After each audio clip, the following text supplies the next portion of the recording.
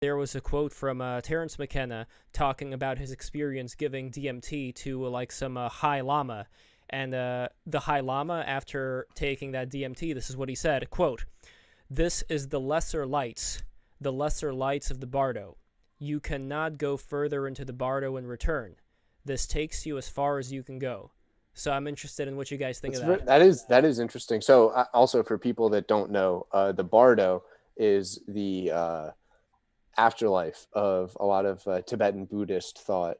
If you read the Tibetan Book of the Dead, the Tibetan word for it is the Bardo Thadol, which is a great read, by the way. Really recommend you read that along with the Egyptian Book of the Dead. But the Bardo is essentially what you see and what you go through when you die.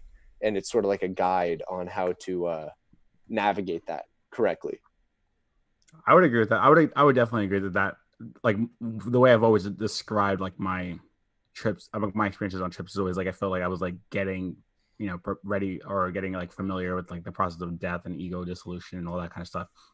I always got like ancestor vibes on DMT, but I was never sure if that was just given to me because that was my thing or something like that. I was never sure that these beings that I encountered were actually telling the truth per se. Not that I ever thought that they were malevolent, but like the trickster thing was there and whatever. And I don't know if what message they were trying to give me was actually what they were trying to say or if they were using wild strategy that I can't even comprehend. But I always did get ancestor vibes and kind of teacher vibes from DMT. I think it's like a lot like you kind of get the message that you're capable of understanding because like my experiences were always like using imagery or like of like cosmos and like being connected to everything like from like the macro to the micro. Like I always felt really in tune with like the molecules that kind of like comprise me, as well as like looking up at space and seeing like the planets and being like, oh, this is all like entwined. And that's because at the time I was very big into like cosmology and like reading about like science and whatever. So I think at the time you get the revelation via the archetypes and symbolism, whatever, that you can comprehend. I think that it's very interesting that you say that because I got basically the same message, but I was shown a mother, I don't know, the most beautiful woman you can imagine, made of the jungle and vines and leaves and constantly churning. And I felt like she was the mother of all things, but it didn't stop there. It was all the female archetypes. Like she was my mother and she was also my grandmother and she was also my daughter and she was also my sister. And it was kind of giving me the interplay between all things and the passion that it takes for all of that to continue, whether good or bad. When you say you got a message, can you expand on what you mean by that? Who was that directed towards? Me? That was for well, the main thing I got was that all things are connected and you are an integral part of the web. And I felt like I was empathetically told this. You said empathy prior. That is the main thing. Like, they weren't speaking through words. They weren't speaking telepathically. I was literally feeling what they were feeling. And it was like, you're capable of more than you can even know. So go out there and create things. And it doesn't matter what it was. Like I started it because like, it was like, go create that you might inspire others to do the same. And then we'll all get to the destination faster. And I don't know what exactly that means, but yeah, then I started going out there. I learned Photoshop. I learned how to do, just basic artwork. But then I realized like there's a deeper level to all of this. Like every word I say has some sort of an effect and every action I do has an effect. So like be part of it, but don't see yourself as an individual per se, as the thing. Like you're part of everything. And like, you're just a drop of water that came from the ocean, but you're still the ocean. Like where does the drop begin in the ocean? Can't tell. They're the same thing. It's so funny. That's like exactly what I was effectively told. Like, like you're the drop, you're part of the forest. You're like the ocean, but you're also the drop, but you're also like, you're impacting reality. Like you are like, you're here to like contribute to the we whole. Are creators as God was a creator. That is the image. Exactly. And we're a drop in the ocean and an ocean in a drop. There you go. And I'm curious about Cowboys and Sophia's perspective on this, because I know that you guys go very, very spiritual. You're very spiritually oriented. When we're talking about something like the lesser lights, what exactly would that mean to you based on that quote that the monk said? You want to go first, Soph? She said Sophia went to feed the chickens. She said in chat. Oh, okay. I don't know about lesser light. I'm still of the opinion that I wouldn't take DMT personally, just because I'm terrified that it's actually going to get in the way of me dying correctly, and I don't see any need for it, because when I get deep enough into meditation, or when I'm doing any other host of practices, if I need to do that, which I don't do it often, because once again, there's no reason. It's really, when I was instructed, it's really about learning when to do something and when not to. And most times it's better just to leave well enough alone, unless you know that you have to intervene in something in its natural course. So I don't really dive that deep. And so something like DMT just seems a bit excessive to me, because I'm not really soul searching, and I'm not sold on DMT being a good way to do that. But I guess if it works for some people therapeutically, then that's their choice. But as for lesser light, I mean, when you die, I do believe you go through this maze of trials, or through these different selection heuristics before you reincarnate. I do believe that's true. And I don't know specifically. Well, the lesser lights in the Tibetan Book of the Dead, what they talk about is you will have a bright light in front of you, and you're supposed to go into that really bright light, even though it's so bright that many people would not. They would be too overwhelmed, and they would want to run away. And then you go through a series of different colored lights. Yes, and the lesser lights would be there for you to, like, hey, come over here, like, ignore this big light. You don't need it anyway. Like, it's good enough where I am. And those would be the different worlds you would inhabit of the gods, the jealous gods, the daimonic realm, the human beings, the animals, hungry ghosts, and like these hell beings. And then it's supposed to like go up and down, but not necessarily. I think it was I'm not saying his name correctly. He was one of these crazy wisdom teachers. I'm gonna look him up later on. But he was like, I've never read the Book of the Dead, because my teacher told me to avoid it, and he said to avoid it because it was never meant to be brought to the West, and that it doesn't jive very well with us. And he said that there's no reason for me to use it in my practice, so I never looked into it, because my methodology is completely different. But I don't know. I can't really comment on stuff I don't know, because I just haven't read it on purpose. Well, it's an interesting thing when you have the ancient Egyptians having one conception of the afterworld in their Book of the Dead, the Tibetans having the other. And this question that I remember somebody was asking in one of our earlier streams, that, well, which one is right then if you have this one and that one? But I really think that in that realm, the experiences that people have had throughout the time that they were alive, and this interaction that humans have had with thought forms, has in a way simultaneously changed depending on what people are referencing and what these thought forms want to reference, so that you would have a separate, let's say, afterlife for Egyptians, a separate one for the Tibetans. Like, it's an interesting thing to think about, where you have these bonus levels. There's tons of space for that.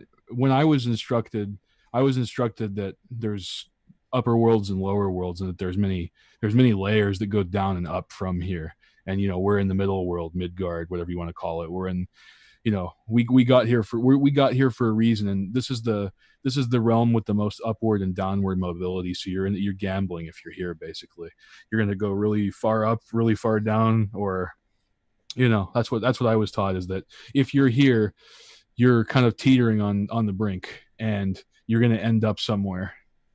Interesting. And you're either going to go up or down. And the reason why I like what you said right now, I think that's very, very interesting, because if you factor in all these different religions, like you have the Abrahamic religions that stress so much on, like having this good morality or else you go to hell, and people dismiss that because they say, well, what about all these other religions? What about all this stuff? And in a way, it doesn't necessarily mean that you have to subscribe to the Abrahamic worldview and to take everything in the Bible literally and to imagine this is exactly like this would be a sin and this would not be a sin. But at a certain point, I think it would just come naturally to you to recognize what are the things that would lift you up, as opposed to what are the things that would bring you down. I think it's very, very obvious. Like the longer that I've been Yeah. around on this planet, I kind of noticed it. But I'm curious about Jules's take. Jules, as far as the afterlife and things like that, I wouldn't even say afterlife, because afterlife implies that life would be different from this one. It's like, different modes. Would you say that the existence that we have right now is a finite one, and then after death it would be like lights out?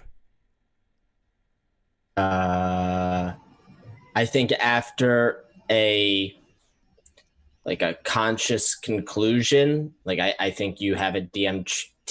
I think you have a DMT trip when you pass, and I think that is a spiritual experience that will either be very torturous or elating, and I think that will reflect your time on Earth and the ripples you affected, and I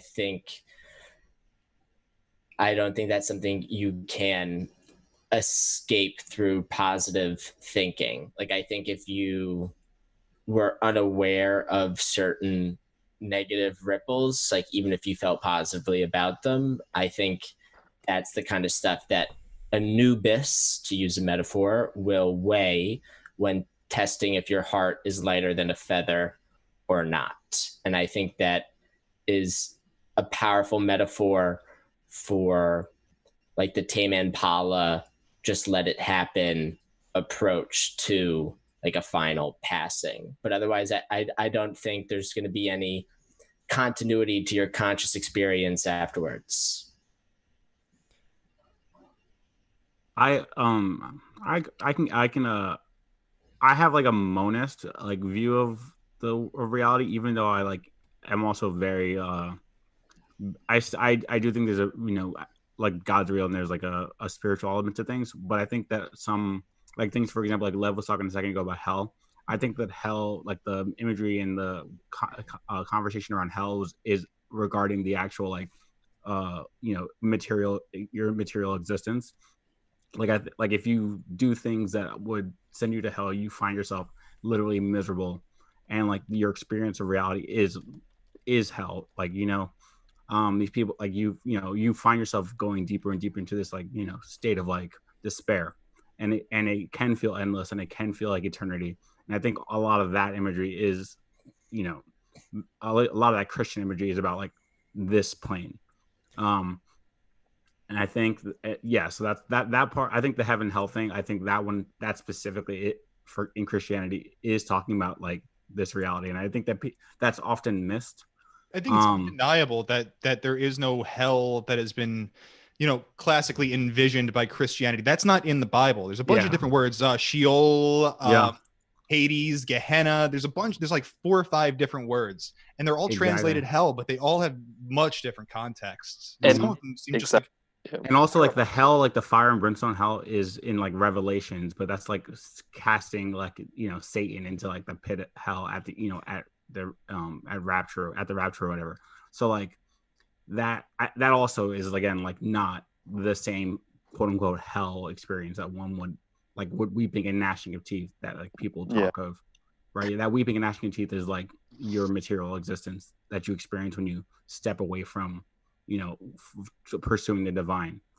Yeah, you bring up a really good point there about how it's not always talked about as like fire and brimstone, and like a lot of older like pagan religions like hell in Norse mythology or like Hades. It's less of like a place of punishment, but more of a place of like low vibration, and it's more boring than it is painful. Yeah, because painful, at least you're experiencing something. It reminds me of the final level of hell, like the lowest circle of hell in Dante's Inferno, which was ice. Yeah, it was ice cold. It was reserved for, I believe it was reserved for traitors. That was the lowest thing that you could do. This is that despair, and this is like that depression that like this modern malaise that people speak of, that people are in hell, right? Like they've betrayed their own humanity. Exactly, and that's why they're feeling like empty and lost and like a gray over everything. When you make that switch mentally and like make actions in alignment with the divine, that very quickly goes away. There's a reason why. Well, I agree Yeah. with what you're saying as far as there definitely are hells on Earth as well as heavens on Earth. It depends on where you live. It depends on where you get real estate. You know, like you can live in a pretty Elysium-style place and enjoy a lot of things. But one book that I wanted to mention, and now I have his name in front of me. This is Chogyam Trungpa Rinpoche. He was this kind of controversial Buddhist figure who then renounced his lineage at a certain time. And he wrote this book, Transcending Madness, The Experience of the Six Bardos. And in it, he talked about how, like you were saying, Verse, we definitely experience hell and heaven here, but not only have heaven and hell, we also experience all the bardos within this life, but at the same time, we also experience all the bardos in every other bardo, meaning that any other world we would happen to live in, you know, like the Mormons believe that they would go on the planet that the Mormon elder would own and they would have several wives or whatever. So like whatever world that they would live in would also have their own experiences that would be relative to where they are, still certain portions of that feeling of bliss, that feeling of addiction, you know, like the hungry ghost. I think like the hungry ghosts right here on Earth are people who are addicted to drugs. So like any kind of thing that you would find here on Earth, I would just go one step further and say I think there are, just based on the idea that some people are born as, you know, crippled and just disfigured and things like that. And it's like, is that the only chance they ever have to experience something as a vessel of experience? It's like, I don't know. That's the thing that's always So bothered Lev, me. that's a very I guess it's the most known in terms of the Hermetic principles is as above, so below. As you know, everything in the spiritual world is reflected in the material world, and everything in the material world is reflected in the spiritual world. So you're right. When people, like when we talk about hell is, you know, experienced on Earth as just as strongly as it is experienced in like the spiritual world, for example.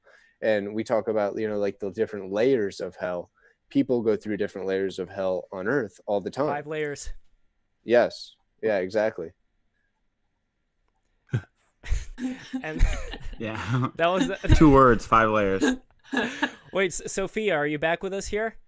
Yes. Excellent. How are the chickens? The chickens were delightful. It took a few circuits around the chicken tractor to get them all inside, but they're well behaved and they're all home now. Nice. So I wanted to touch on something that we mentioned earlier on, this quote. I don't know if you were here for that, but it was the quote that this High Lama gave to Terence McKenna after the High Lama gave him some DMT. He said, "This is the lesser lights of the bardo. You cannot go further into the bardo and return. This takes you as far as you can go." So I'm interested if there is anything that you would want to add to the idea of there being like these lesser lights that would attract people. I mean, we kind of talked about it already, like in terms of the existence of bardos, but I'm just curious if you'd like to add anything more. Well, I think it's very consistent with the concept that ultimately speaking, when we talk about these spaces in metaphysical space, I suppose, like it's also referring to a phenomenology that you're experiencing. It's less about a geography. It's less about your spirit traveling somewhere different, but it's also about what you're seeing. So the concept of time and space they're real, they're important, and they have like dimensionality. But I think that if we try to apply like 3D space and like the understanding of time that we have in normal day-to-day life, we miss out on a lot of like the meaning behind like the concept of bardo. Like it's not just something that you experience when you die. Like I think that there's also like there are like various degrees of it. That's why you have like the layers, I suppose. And like even when you talk about hell, I think that hell is very much not only like a physical space that you can enter, and you can enter it. Like you can enter it in this life. You can go see it. It has an address. But it also is like a matter of your mind state, because in hell you will find the damned and the blessed, like people that have gifts and the people that are stuck there. So, you know, it's very much up to who's there and who's viewing it to see what it is. Well, it reminds me a bit of there was a book that was written about people who were hypnotized and experienced these past life regressions, as well as their experience of the afterworld. And I found it very interesting. Like, I don't know if this author is a shyster, or if he's for real. Like if he's somebody who was able to actually get this very legitimate information, or maybe he just like weaves this web of creating this very particular space that people inhabit. Because it is weird, right? Like I wonder if he would have ever gotten a Tibetan monk to talk about the afterlife that they experience, because they would probably be talking about like lesser lights and shit like that. So, but his whole thing was that when people die, they go through this tunnel, and when they come out, they're like this glowing light, and they're paired up with these other glowing lights. They like all work as a team, and they've known each other through, oh, and also they have this guardian who's kind of like their teacher, who like meets them and is supposed to instruct them, and they have like a more of like a bluish purplish aura, and eventually you also get like a higher frequency aura, but you're like this ball of light, and you could attain any other form. And you also go to a planet sometimes for training, where you train to create life. And I found that to be a very interesting concept, where you like put molecules together and just like create these various things. So I don't know, like this is a very specific description, but he managed to create this story that a lot of the people who came to him for this past life regression, that was exactly their experience of this afterlife. So that's the world that he built. I'm going to try to get his name. I'm going to look him up, but I was wondering if you or anybody else have any thoughts on this creation of a very consistent afterlife experience like this guy was talking about. Well, I think that ultimately speaking, everyone experiences the same phenomena. Like there's only so many things that exist in this world and the next. And, I'm saying world, but, the phenomenon of human existence. And I think that we have a million different ways to explain what those things are, and we can use different imagery or different metaphors, but ultimately speaking, they're all referring to the same thing. I hold the belief that Christianity, for instance, it's often maligned or like dismissed, but I think very simply it's a tantric lineage. And I have like my own, reasoning for that. And that's just a way to say that there are a bunch of different ways with which to filter this reality. And even if you read the Bible, you will still find truth much in the same way as you'll find it in other sources. And it's just a matter of like connecting tradition to experience. And bottom line, I personally like the fact that I was raised Catholic. I'm very proud of it. And I like the fact that I'm finding connections between my Catholic upbringing and like the little details of like folk Catholicism that are specific to my region. And then realizing that these have echoes and they have connections to cultures that are so distant from my own. But ultimately speaking, I can realize there's a common root. And that root is the human experience. You said that okay, so the Bible is no less valid than other scriptures, and I think that's particularly important if you are a native English speaker. And a lot of people, they want to get away from the Bible, but like this is the one that was basically written for you. This is the one that's been handed down through the ages, and probably every ancestor who you can name believed in the thing. So I think it's a mistake where a lot of people want to pull away from that and go to some sort of paganism, or there's something that they're not even sure is being practiced at all the right way. That's such a good point. I think that's, it's part of like the I guess developmental process. I mean, not everyone comes back, but you need to use the tradition that you were kind of born into. Like I grew up very religious, and then if you grow up in a religious household, you often feel the need to rebel.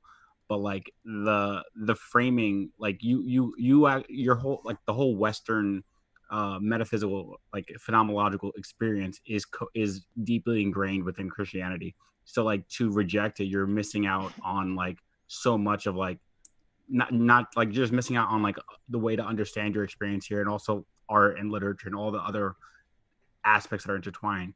Yeah, it is the cosmology that you can best understand reality through. It's your native tongue, more or less. Yes, I'll add on to that because I think that it is a pretty nuanced topic to get on, and but I understand why a lot of people want to distance themselves from Christianity, and I would never actually blame someone for distancing themselves, because I know that for me to understand Catholicism, I explored other venues first, and that allowed me to connect and understand better the imagery of Christianity. For instance, I understood what the crucifixion meant by first looking at Shiva and Kali, when you have the imagery of him underneath her at the end times and her with her tongue out because she realized that she just like possibly killed her husband. That for me explains so much more about what I was asking myself about Mary, about Christ, what it means to die and resurrect. All of these things kind of came together for me after investigating other cultures and other traditions. And bottom line, like, I understand that a lot of people have negative experiences with religion, whichever that one may be, when they're growing up, because it's excessively dogmatic. A lot of people have really strong spirits and they tend to rebel. And I don't want to, like, I would never say, oh, you have to come home to what you were doing when you were a kid. Because I understand that there's a need to travel and go elsewhere. And sometimes you find your home elsewhere. I just think it's important to be able to realize that you can have a syncretic approach. There is no inconsistency between the Hindu like system and the Catholic one. Also, you have in terms of the crucifixion, you also have the voluntary sacrifice of Odin. Yes. Same Like, deal. We find this everywhere. It's all the same thing, and often it's, I mean, at least for me, what I realize is that to understand one symbol, or, you know, I don't even like calling them symbols because I consider them real. So it's not a metaphor, it's a real event. But I find myself able to understand these events better when looking at other analogs. And then I'm able to connect everything and it becomes one massive system. See, I think the Catholic Church would have a much better chance at holding people if they actually started to delve into this syncretic approach. Like, if you take a look at Catholicism, so many of its elements are very pagan in thinking, like the concept of a tripartite God, and, you know, the lesser gods as saints, and that you pray to those saints and they will communicate with God. Those, you know, are very like ancient things that are present in, you know, many religions. I know Bard was talking about this on one of your previous streams, but in Catholicism, they won't really teach you about that. Like, I went to Catholic school for like my entire life, and they will only teach you about other Abrahamic religions.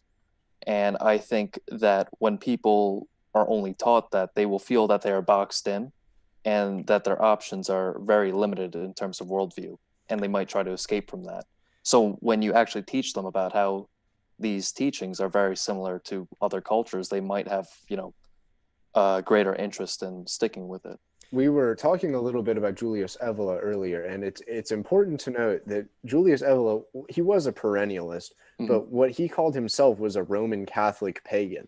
Yeah. And what he meant by that was when he looked at Roman Catholicism, it's Roman Catholicism, and Rome and the Roman culture is a pagan culture. And when you look at Catholicism especially, you see the pagan world like staring back at you. You see the face of the pagan world just peering out at you from Roman Catholicism, which is very true.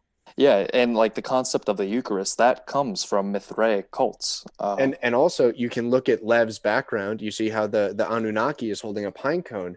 There's statues of pine cones in the Vatican. I think kind of what we're kind of talking about here is the distinction between the exoteric and the esoteric, and that this stuff isn't necessarily for everybody. And that's got a dark side, like that can be used to control. But at the same time, like, this is the value of, I think, like idolatry. Like, there were times where the population was illiterate. They weren't going to understand metaphor. They weren't going to read the book. They had no idea. So it's like, stare at this statue, which holds all the symbols, and just stare at that thing until you start to understand.